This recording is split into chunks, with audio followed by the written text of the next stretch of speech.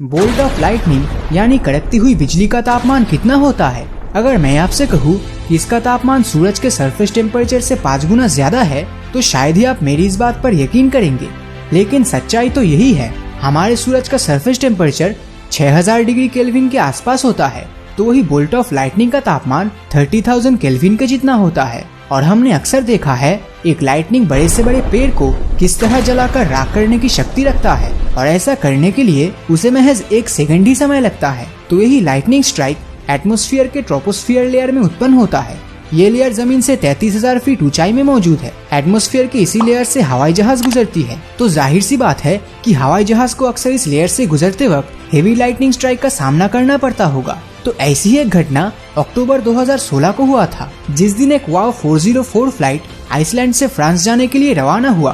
Plane उड़ान भरने के थोड़ी ही देर बाद अचानक उस प्लेन में बिजली गिर जाती है, पर इसके बावजूद वो हवाई जहाज 3.5 घंटे तक अपने सफर को अंजाम देते हुए फ्रांस की राजधानी पेरिस तक जाके अपनी जर्नी को पूरा करते हैं, और वो भी बिना किसी दिक्कत के। तो अब सवाल ये उठता है कि बिजली गिरने के बावजूद ये प्लेन सुरक्षित तौर पे अपनी पूरी यात्रा कैसे तय किया। उस दिन इस घटना के बाद सैटेलाइट इमेजेस से खींची गई कुछ तस्वीर के जरिए पता चला कि लाइटनिंग स्ट्राइक सीधा उस प्लेन के नोज को हिट किया था, और फिर प्लेन के विंग्स और टेल से होकर बिजली प्लेन से बाहर निकल गई।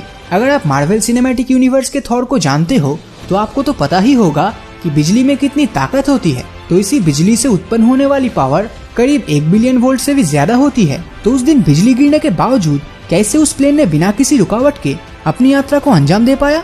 और तो और लाइटनिंग स्ट्राइक से गुजरते वक्त उस प्लेन को कुछ भी नहीं हुआ। तो एक प्लेन की बॉडी एल्यूमिनियम एलॉय से बनती है, जो इलेक्ट्रिसिटी का एक हाईली कंडक्टिव मेटल है।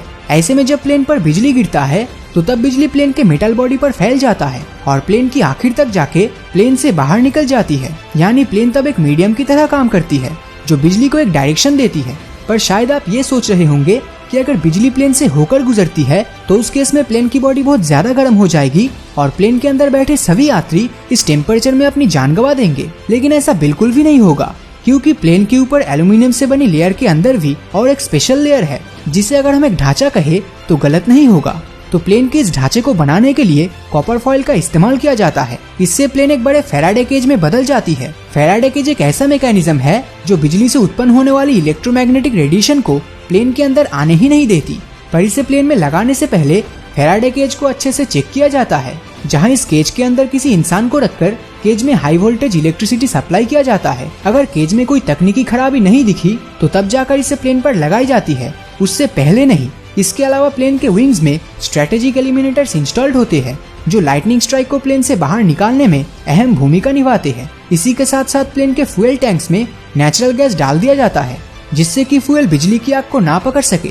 और इन सब के बाद भी लाइटनिंग स्ट्राइक हिट करने से प्लेन पर जो छोटा मोटा क्रैक आता है उसे तुरंत सर्विसिंग के लिए भेज दिया जाता है। वहाँ प्लेन रिपेयर होने के बाद उसे क्रॉस चेक किया जाता है। अगर प्लेन पूरी तरह सभी टेस्टिंग पर पास होता है तो तभी उसे फिर से उड़ाने के लिए परमिशन दिया जाता है। और जो लोग हमेशा प्लेन में सफर करते हैं उन्हें इस बात को जानकर राहत मिलेगी कि प्लेन में बिजली गिरने के चांसेस ना के बराबर होते हैं। आंकड़ों के हिसाब से अभी तक प्लेन पर हुए 3000 दुर्घटनाओं में से सिर्फ 8 ही ऐसे केस सामने आए जिसमें प्लेन के ऊपर बिजली गिरी हो, और उन सभी केसेस में कोई भी जानलेवा हादसा देखने को नहीं मिला। तो जाते जाते मैं आपसे एक इंटरेस्टिंग सवाल पूछ लेता हूँ, ये जो हवाई जहाज है ये मैक्सिमम टाइम किस रंग में रंगे जाते हैं और इसके पीछे क्या कारण है? इसका जवाब नीचे कमेंट करके जरूर बताना। तो अगर ये वीडियो आपको अच्छा लगा हो तो इस वीडियो को लाइक और अपने दोस्तों के साथ शेयर करना मत भूलना। और अगर अभी तक आपने हमारे चैनल को सब्सक्राइब नहीं किया है तो सब्सक्राइब करके नोटिफिकेशन बेल को ऑन कर दीजिए, क्योंकि मैं ऐसे ही वीडियोस हर हफ्ते लाता रहता हूँ।